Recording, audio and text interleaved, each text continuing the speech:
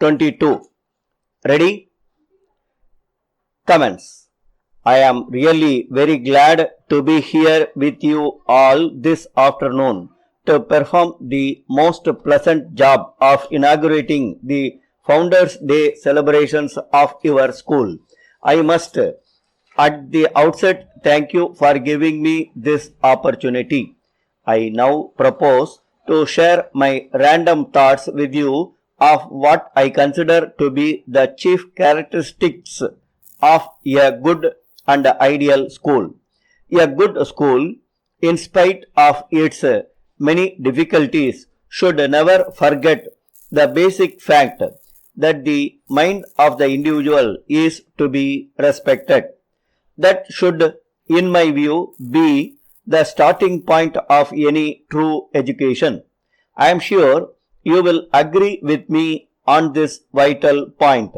The process of education is a continuing one in which every stage has its own significance.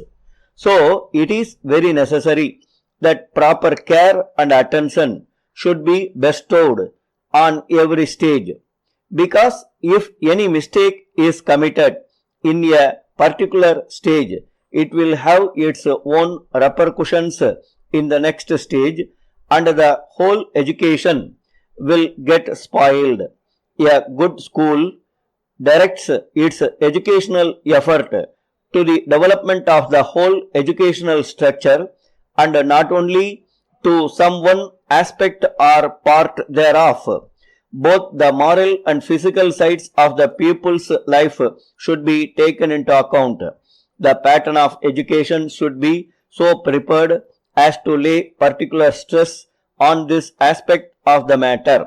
If it is not done, I am afraid we may have to face a very unhappy consequence. A good school should be a place of purposeful activity. It is very essential that those in charge of the school administration should take care to see that the education taught in the school should train the students to be useful citizens of this country of ours in their later life.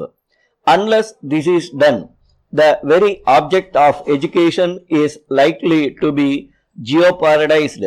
In all the money and time spent on education cannot be considered to have been usefully spent.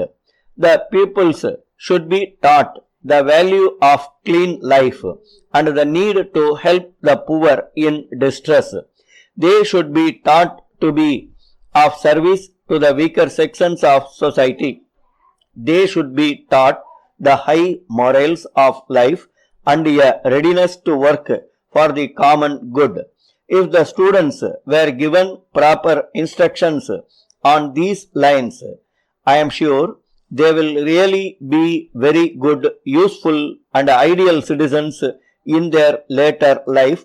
The community will also greatly benefit by such education given to the students. The utility of the students to the pupils is a very important factor and that should be borne in mind while formulating the pattern of education. I hope and trust that I have made this point quite clear to my audience. I appeal to the educationists all over the country to take these suggestions of mine in the right spirit and come forward to revise the pattern of education in the schools in their respective regions. Now, I wish to pass on to another important aspect of education. A good school should initiate in its students the process of self-education and a true awakening and a desire in them about the role that they will be called upon to play in their later life to assist society. I do hope that the teachers of this school, its students and their parents will all strive to the best of their ability to make it a place where all the above characteristics of a good school could be effectively demonstrated. You are in a very advantageous position to do this. You have a competent teaching faculty. You have a fine set of pupils. You have a fine educational apparatus. You have a well furnished building. Every school in the country does not have these advantages. Some of the schools in the country are really very jealous of you because of these advantages which you fortunately enjoy. So you can remove this jealousy to some extent by considering some of their problems as yours and also showing them the way to solve them. Thus, besides doing your job well, you have also the responsibility of setting up a good example for the other schools to follow. I know that it is a difficult job, but placed as you are in a comfortable position, I am sure that it will not be too difficult for you. I may be allowed to emphasize another important factor to the parents of boys and girls studying in this school. It is the usually forgotten fact that education is the joint venture of the teacher, the pupil, and his parents. It is essential for the success of the educational process that the parents and guardians know and understand what the school seeks to do and to actively cooperate in it. Lastly, a word to the student.